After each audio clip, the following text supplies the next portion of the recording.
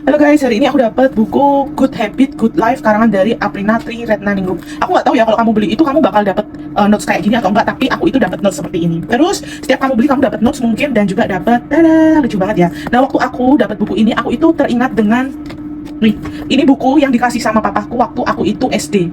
Jadi buku ini adalah The Seven Habits of Highly Effective Teens. Ini buku masih aku simpen sampai sekarang karena dari Sin Coffee. Ini buku beneran bagus banget. Hai, perkenalkan saya Kesia dan suka buat konten. Nah ternyata di sini itu dijelaskan juga tentang Seven Habits yang diambil dari bukunya Stephen Covey yang Seven Habits of Highly Effective People. Nah btw aku udah rangkumin nih di sini menggunakan ini nih. Apa ya nih?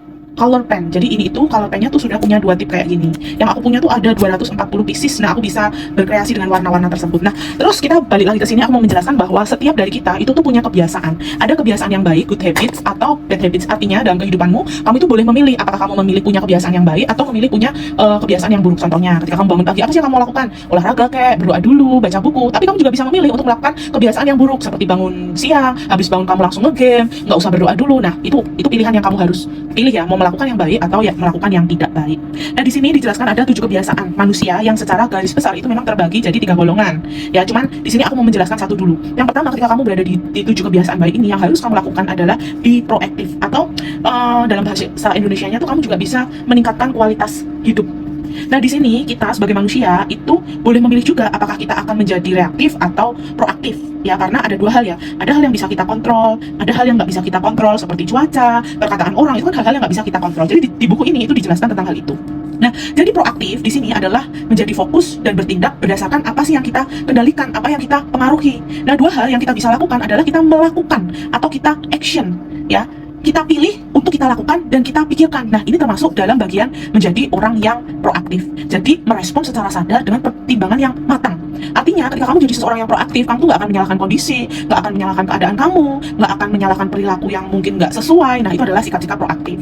Tapi, kebalikan dari proaktif adalah kamu bersikap reaktif. Jadi, reaktif adalah respon secara spontan yang didasarkan pada perasaan kita, keadaan kita, suasana hati kita. Nah, di sini kita itu nggak berpikir terlebih dahulu, dan seringkali kita itu menyalahkan orang lain, menyalahkan keadaan. Misalnya gini nih, ketika cuacanya nggak bagus, kita mau pergi gitu ya, terus tiba-tiba hujan, kita terus menyalahkan, ya hujan, padahal aku tuh mau pergi gitu. Nah ini adalah respon yang reaktif. Nah ketika kita berada di 7 kebiasaan yang baik, ya kamu boleh memilih antara reaktif dan proaktif. Jadi orang yang reaktif itu punya kecenderungan kamu mengeluh di dalam hidupmu, kamu merasa dunia itu nggak adil, kamu menyalahkan keadaan. Tetapi ketika kamu jadi orang yang proaktif, kamu nggak akan mengeluh, kamu akan bertanggung jawab ketika diberikan sebuah tugas.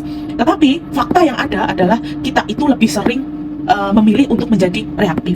Nah kalau di bukunya Seven Habits, baik yang Sin Covey atau Stephen Covey, karena kalau papaku tuh bacanya yang Stephen Covey, kalau aku bacanya yang Sin Covey. Nah Covey ini memberikan 2 lingkaran yang ada di dalam kehidupan kita, yaitu circle of concern atau circle of influence. Nah circle of concern adalah lingkaran paling luar, ini adalah lingkaran kepedulian yang berisi hal-hal yang kita nggak bisa kendalikan.